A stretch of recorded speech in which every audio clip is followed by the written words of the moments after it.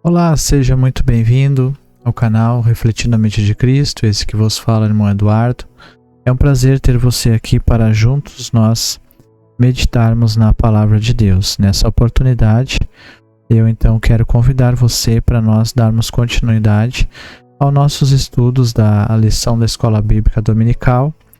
E essa lição aqui, a lição de número 10, no dia 7 de setembro de 2025, que nós vamos estar estudando hoje. A lição de número 10, ela vai falar então sobre a temática da expansão da igreja.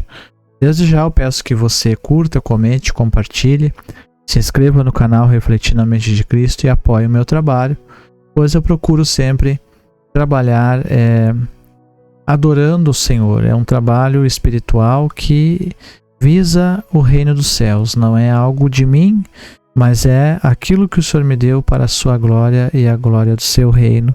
Então eu peço seu apoio, que você se inscreva no canal e apoie esse trabalho. É uma forma de apoiar o trabalho quando você se inscreve no canal, ok?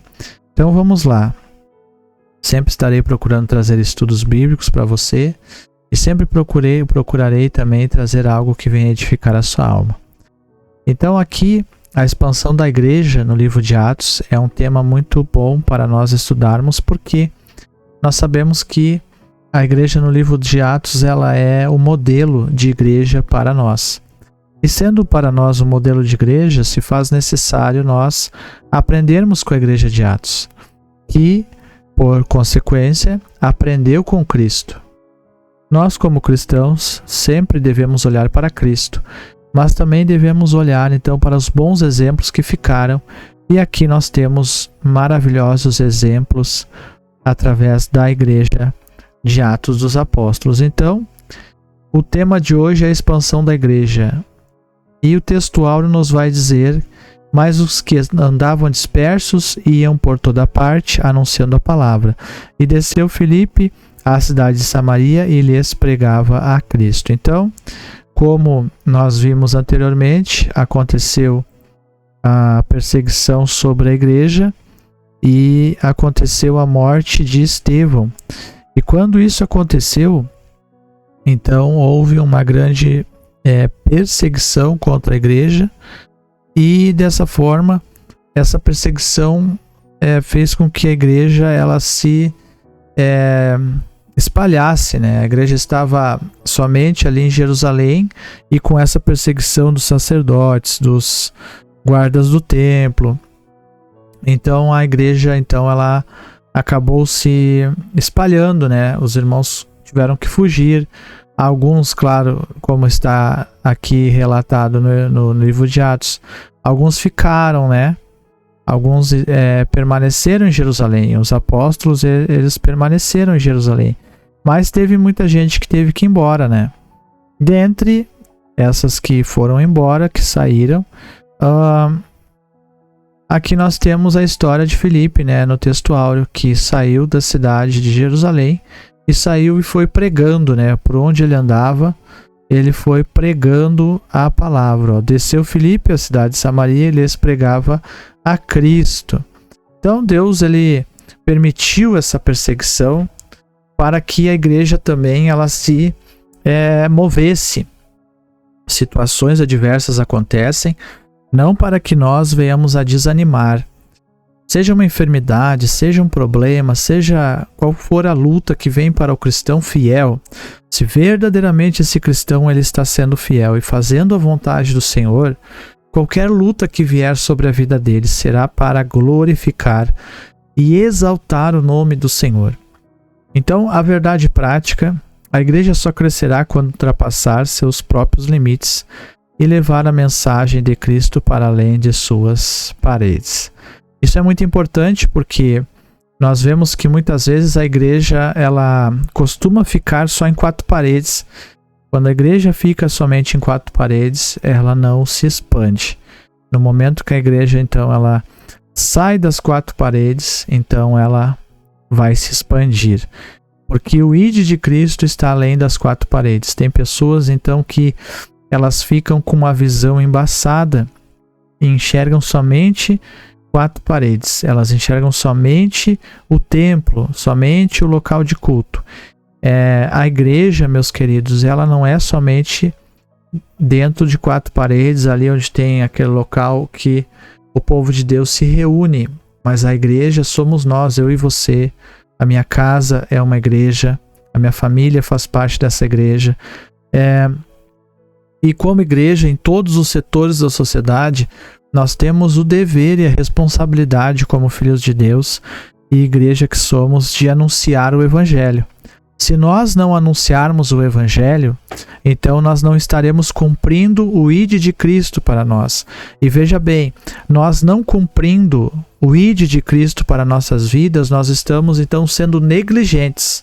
E nós de forma nenhuma podemos ser negligentes. Por quê? Porque o Senhor vai cobrar de nós naquele grande dia o porquê que nós fomos negligentes. E só vamos realmente cumprir o verdadeiro chamado de Deus para a nossa vida, então no momento que nós sairmos e irmos pregar o Evangelho. Você tem várias maneiras de pregar o Evangelho. Você pode sair entregando folhetos, você pode pegar uma caixa de som e ir para a praça, você pode orar por aqueles que têm saído, os missionários que têm ido ao campo de missão, você pode contribuir. Também você pode usar os meios da internet para pregar o Evangelho. Então são inúmeras coisas que nós como igreja podemos realizar para pregar o Evangelho no nosso tempo, enquanto Deus está nos dando então a oportunidade. Aqui, a nossa leitura bíblica em classe está em Atos capítulo 8, verso 1 a 8 e 12 a 15. Que relata ali, que Saulo consentiu com a morte, de Estevão, houve uma grande perseguição.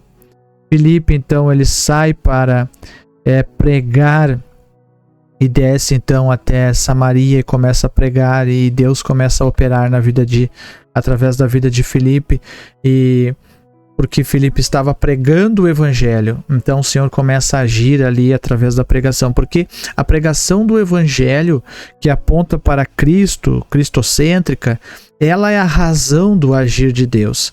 Tem muitos hoje que eles têm distorcido a mensagem do Evangelho, porque eles pregam curas, milagres, e invertem a ordem, apontando sempre para isso, e não para Cristo, que é o centro do Evangelho.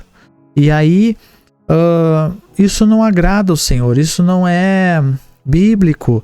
Bíblico é você apontar para Cristo sempre, explicar sobre a salvação, sobre a necessidade que a humanidade tem, porque a humanidade está caída em seus pecados e delitos, destituída da glória de Deus, mas Cristo foi enviado pelo Pai, Cristo foi enviado por Deus para resgatar a humanidade perdida, nasceu de uma virgem conforme as profecias, gerado pelo Espírito Santo, cumprindo toda a Escritura, sendo assim Deus cumprindo tudo aquilo que havia premeditado nas Escrituras. Cristo, então, o próprio Deus ali, habitou na terra, cresceu, depois iniciou seu ministério, trouxe as boas novas e fez discípulos, deixou a mensagem com esses discípulos e depois então foi entregue como ovelha muda ao matadouro para satisfazer a justiça divina, porque o mundo estava sob a ira divina, o mundo estava perdido em seus delitos e pecados, mas Cristo Jesus, através do seu sacrifício vicário, morreu para resgatar a humanidade perdida. E agora todo aquele que nele crê não vai perecer, mas terá a vida eterna. Essa é a mensagem que os irmãos pregavam então, e de acordo com a pregação dessa mensagem, o Senhor confirmava com milagres, com sinais, com maravilhas, mas isso era uma confirmação que o Senhor estava ali. Não que era a centralidade da mensagem a necessidade dos milagres, porque a necessidade e a centralidade estava na pessoa de Cristo. Sempre Cristo, toda a glória para Cristo, todo louvor para Cristo, tudo gira em torno do nosso Mestre amado. E aqui Filipe desceu à cidade de Samaria, capítulo 8, verso 5, e o que ele fazia? Ele lhes pregava a Cristo. Bendito seja o Senhor. A centralidade da mensagem é Cristo, sempre. Então, no nosso plano de aula aqui, ó, você vai ver a introdução à igreja primitiva, mesmo em meio à perseguição, não recuou, né? Então, nós temos aqui, ó, o irmão que ele mostra aqui, ó, os objetivos da lição, né? Apresentar como a perseguição contribuiu para a expansão da igreja, expor a centralidade de Cristo e da palavra de Deus na evangelização e enfatizar o papel da igreja em apoiar e discipular novos convertidos. Então, aqui temos 3, né, objetivos, né? Temos que entender que a perseguição, ela contribuiu, né? Foi uma forma que o Senhor nosso Deus, ele fez para que o evangelho fosse, então, alcançasse mais lugares através da perseguição. Centralidade de Cristo, como nós estamos falando, né? O segundo ponto. E a necessidade da igreja, né? De discipular os novos convertidos, né? Então, aqui então nós vimos o método, né? Então ele mostra também aqui auxílios especiais, né? Ele vai mostrar aqui sobre a revista do Ensinador Cristão, que eu recomendo que você adquira, né? Também. E é isso aí, ó. Então a nossa introdução. Essa semana vamos estudar como a igreja foi dispersa por causa de uma grande perseguição. Até então os cristãos estavam concentrados em Jerusalém, não tinham avançado na missão de espalhar o evangelho, mas tudo mudou quando Estevão, um dos 7 escolhidos para servir, foi morto por causa de sua fé. Na verdade, Jesus já havia predito em Atos 1:8 que os cristãos seriam espalhados pelo mundo para anunciar sua mensagem. Muitas vezes, Deus usa circunstâncias para cumprir seus propósitos. Foi isso que aconteceu com a igreja de Jerusalém. Mesmo sofrendo uma grande perda e tendo de sair da cidade, os cristãos não fugiram derrotados. Pelo contrário, continuaram firmes, levando boas novas para outras pessoas. Então, isso é interessante nós frisarmos que não foi uma derrota para a igreja. Ninguém saiu frustrado perante a perseguição.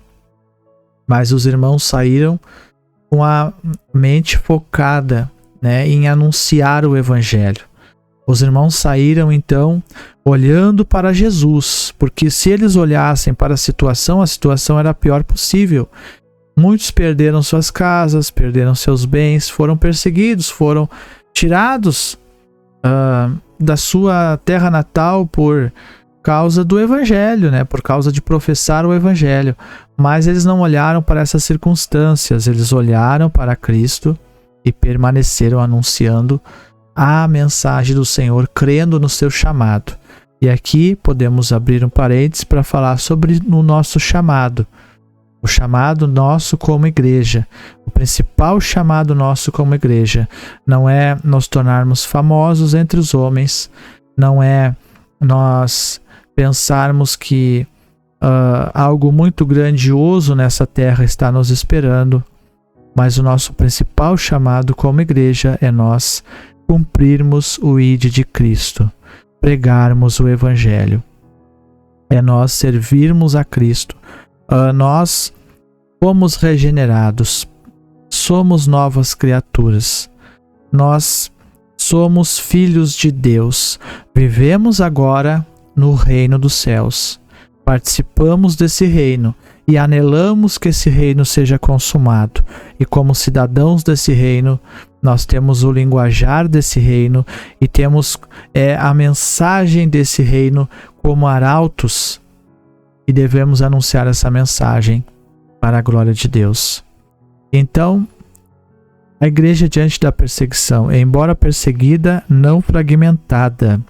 Por conta da perseguição, foi movida contra Estevão. O evangelista enfatiza que os cristãos foram dispersos pelas terras da Judéia. Então foi o que nós vimos. E Deus abençoou, Deus confirmou a pregação, né? Deve ser também destacado que, mesmo perseguida e dispersada, a igreja não se desorganizou nem se fragmentou, continuou uma igreja forte e unida, viu? Então, a segunda parte aqui da primeiro tópico, a igreja em luto, a narrativa de Lucas destaca que varões piedosos foram enterrar Estevão. A palavra aqui, né, em grego, kopetos, traduzida aqui como pranto, significa também choro e lamentação. Lucas nos informa que esse pranto foi feito por varões piedosos. O texto não especifica quem eram eles. Alguns acreditam que fossem judeus que viviam em Jerusalém e cuja oposição aos cristãos não era tão intensa. Então aqui, né, o irmão, eu acredito que ele colocou isso aqui para mostrar que a igreja deve se importar, né, com aqueles que morrem por amor do evangelho. A igreja tem que olhar com um olhar bem atento para aqueles irmãos que sofrem martírio, que sofrem perseguição, e tem que procurar ajudar, né? Acredito que é nessa visão que o irmão colocou esse comentário aqui. Então, a igreja não foi desesperada. O fato é que a igreja pranteou, chorou. Contudo, o texto não mostra uma igreja desesperada. Por quê? Porque Cristo estava nela, né? O Espírito Santo agia, Cristo, pelo poder do seu Espírito, agia e animava aquela igreja. E aqui o irmão depois vai falar que Deus usa circunstâncias, e nós já falamos sobre as circunstâncias, né, que podem ser usadas, né, para que nós venhamos a mudar, né, mudar o rumo.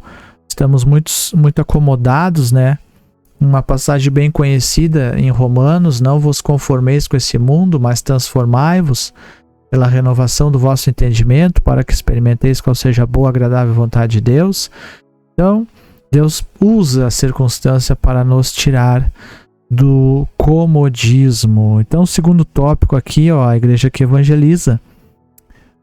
Evangelização centrada na palavra, né? É o que nós estávamos falando também sobre uma evangelização centrada no evangelho. O centro da evangelização deve ser Cristo.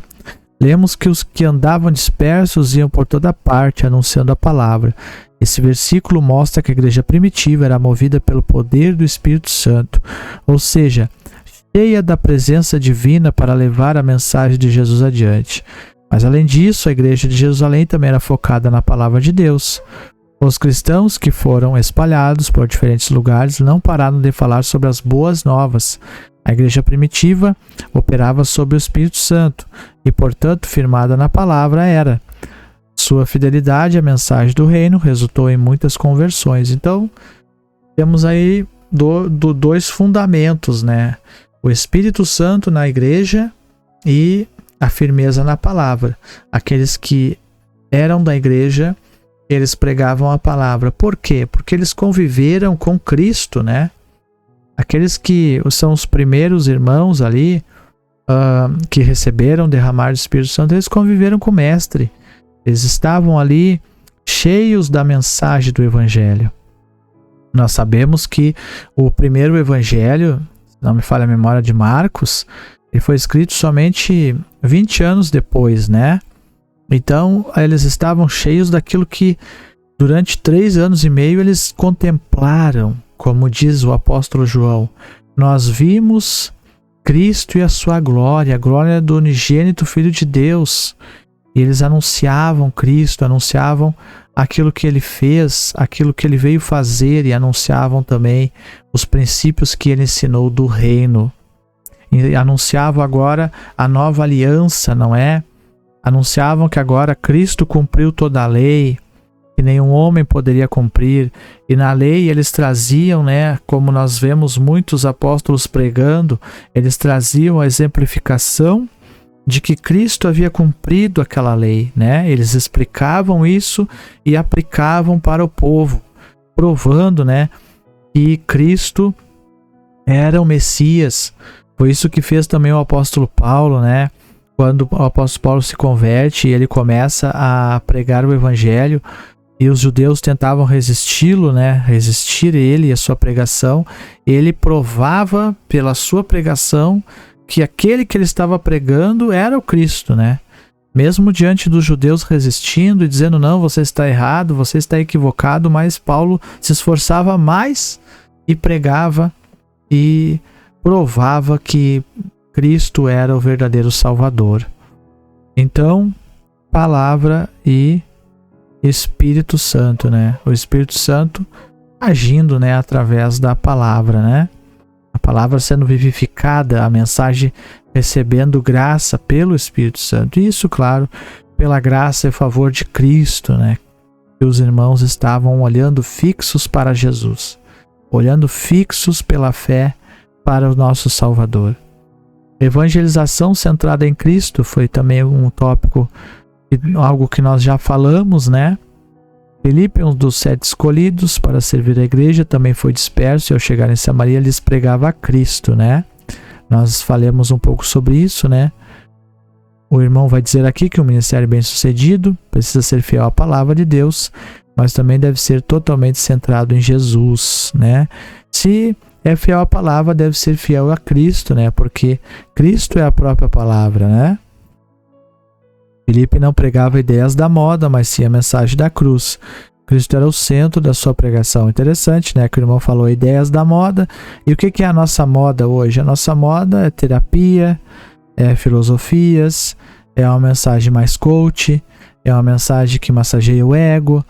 E uma moda dessas que as pessoas gostam, né? As pessoas, elas gostam de ouvir coisas que elas se sintam bem, né? E a mensagem do evangelho, ela é confrontadora. Ela confronta o ser humano com seus pecados, com as suas mazelas, em seus delitos.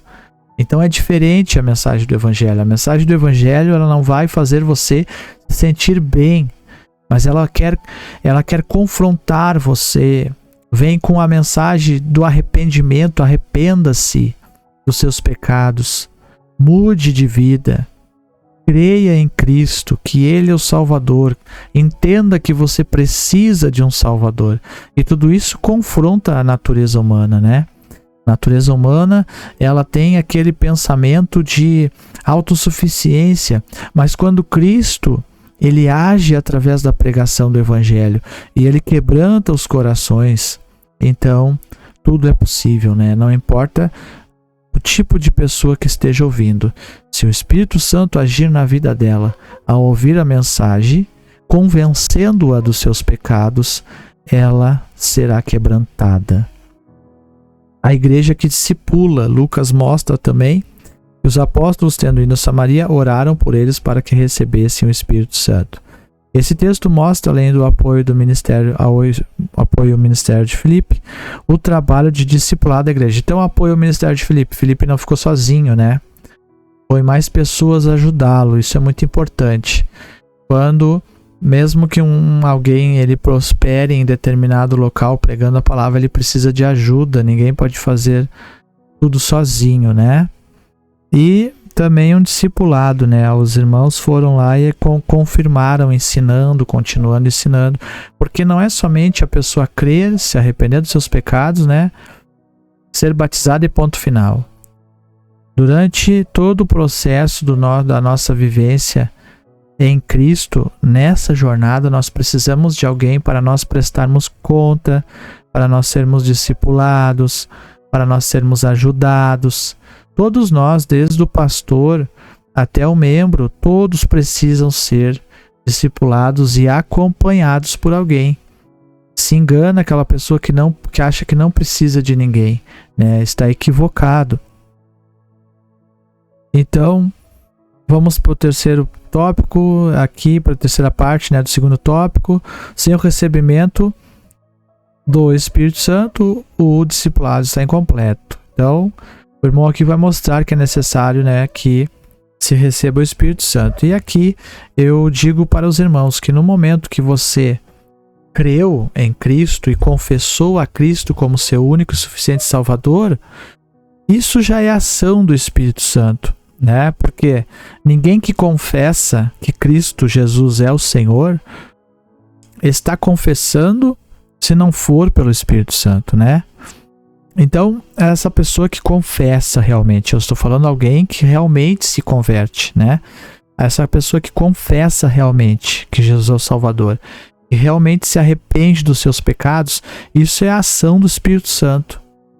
Agora, claro, dons espirituais, Deus ele reparte como quer a cada um. Seja na questão de falar em línguas, seja em questão de inúmeros outros dons, né? Profecia, revelação, cura, fé, operação de maravilhas. Isso é o Senhor que reparte, né? Interpretação de línguas, tantos dons que nós podemos ver. Mas o principal, ele já operou, que é que na conversão, só no ato de a pessoa se voltar a Cristo e se arrepender dos seus pecados, reconhecendo que é um pecador, isso é a iluminação do Espírito Santo já, e isso é o Espírito Santo agindo na vida da pessoa. Ok? A igreja que dá suporte à evangelização.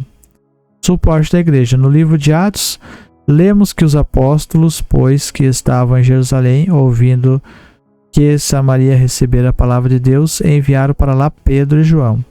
Essa passagem mostra que a igreja de Jerusalém dava suporte e completo apoio ao trabalho que era feito fora de seus muros. Quando a igreja começou a sair fora de seus portões, os apóstolos procuravam dar apoio e suporte ao trabalho evangelístico e missionário. Então, não basta mandar missionários, é necessário dar-lhes suporte na missão que realiza. Aqui eu li a igreja que discipula, né? Li também o 3, né? Então é isso aí. Essa é a nossa lição, né? Eu fiz apenas um resumo aí da lição para que tenhamos aí seja aclarado, né, um pouco o nosso entendimento sobre essa lição. Vimos como o evangelho se espalhou rapidamente após a perseguição contra a igreja. Isso só aconteceu porque a mensagem cristã tinha um foco claro, a palavra de Deus e a cruz de Cristo. Sem Cristo e sem a Bíblia não há evangelho. A Bíblia não destaca os métodos que Filipe usou para evangelizar Samaria, mas enfatiza o poder do Espírito Santo e da palavra de Deus. Esse é o exemplo que devemos seguir. Então está bem clara a lição, espero que você, que é professor ou aluno, você seja edificado por essa lição, ok?